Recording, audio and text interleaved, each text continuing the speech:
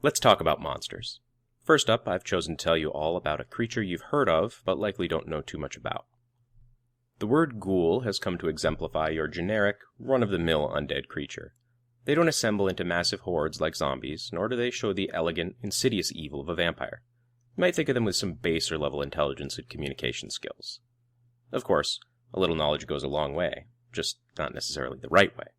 The ghoul, or Arabic ghoul, pronounced the same but spelled without an O, is actually a very specific creature. Their name derives from the ancient Akkadian Gallu, demons of the underworld that carried their victims off to hell.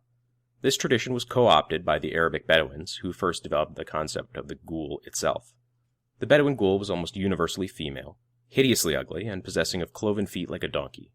You'd think that this would make them easy to spot and avoid, but like most ancient monsters, they possess the ability to shapeshift. In particular, they would shapeshift into the form of a beautiful woman, and thus lure men into the wilderness to prey upon them. They were particularly known for frequenting lonely places, such as old ruins or the wastelands of the desert. Sir Richard Burton, not the first but perhaps the most definitive translator of the 1001 Nights, comments, "I cannot help but regard the ghoul of the waste as an embodiment of the natural fear and horror which a man feels when he faces a dangerous desert." Thousands of years later, the rise of Islam brought about an amalgamation of tribal beliefs. Ghouls had long since become the boogeyman of the Middle East, used as a cautionary tale to keep children from wandering off. While officially Islamic doctrine does not recognize the ghoul, there are several recorded comments by the Prophet Muhammad pertaining to them. Through Islam, they became a particularly violent and cunning subset of the genie or jinn. We will almost certainly cover the jinn in greater detail at a later date, so we won't delve very far into their history. Umar bin al-Khattab, the second caliph, is said to be the man who killed a ghoul, and the story relates that on a voyage to Syria, a female ghoul stopped Umar, questioning him on where he was going. Umar refused to answer, which enraged the creature. It turned its head completely around upon its shoulders, attempting to frighten Umar.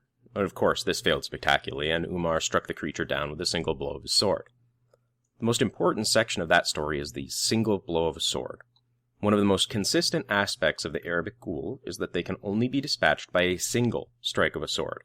Making the mistake of striking them a second time will spell your doom. It is said that they will revive until 1,000 more blows fall upon them. This shows up within the 1001 Nights, specifically in the story of Prince Saif al-Muluk and the Princess Badia al-Jamal.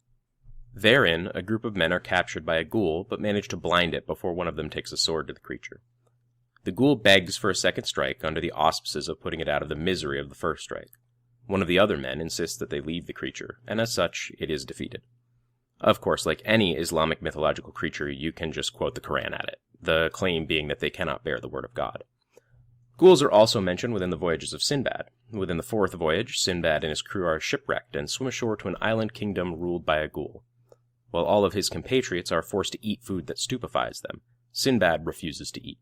The others are fattened with coconut oil and ultimately eaten by the king, whereas Sinbad escapes. The 1001 Nights were first translated by a man named Antoine Galland, who took, we'll call them significant liberties with the source material. Galland's translation is where the Western world developed the view of the ghouls as undead male creatures that survived by devouring the flesh of the recently dead. In the story of Sidi Numan, a man's wife is found to be sneaking out of the house at night. Following her, the man discovers her to be cavorting with the ghoul. The two find a recently buried body and commence to devouring it. This entire part of the story was invented by Galland.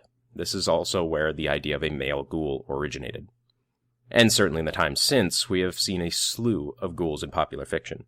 They are obliquely mentioned in the novel Vithek, and H.P. Lovecraft wrote of them frequently.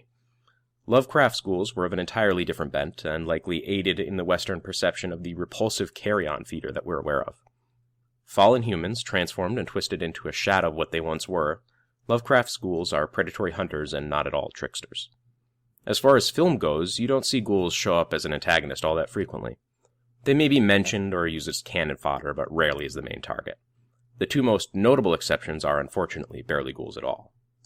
1933's The Ghoul stars Boris Karloff as the titular creature, the revived Professor Morland. He is buried with an Egyptian jewel said to contain the secret to immortality and is rightfully angered when it is stolen. This leads to him stalking those present at his prior home in an attempt to regain the jewel. The second movie, The Ghoul, this one from 1975, stars Peter Cushing as Dr. Lawrence. He is a former priest who spent much of his life in India studying the local religion. He ran afoul of the local dark arts, a fact he explains to Daphne, a random partygoer who arrives looking for help. However, his servant appears to be hiding the titular ghoul in the attic of the estate. The ghoul discovers Daphne and makes short work of her. After which we see the servant butchering Daphne and feeding her remains to the ghoul. What we see in this movie is perhaps closer than 1933, but still sticks closer to the more modern definition of the ghoul. What the 1975 version does give us is a clear-cut definition at the very beginning. Ghoul, a person of revolting, inhuman tastes, supposed in the East to haunt burial places and feed on the dead. And, of course, you have the most famous mention of all. Night of the Living Dead uses the word ghoul to describe their creatures, never zombie. So long as this situation remains, government spokesmen warn that dead bodies will continue to be transformed into the flesh-eating ghouls. The ghoul has perhaps suffered from a transformative image issue over the years. Who's to say that there wasn't a nebulous need for definition that the ghoul stepped up to? We have plenty of trickster creatures in the modern lexicon, and the basics are still in place.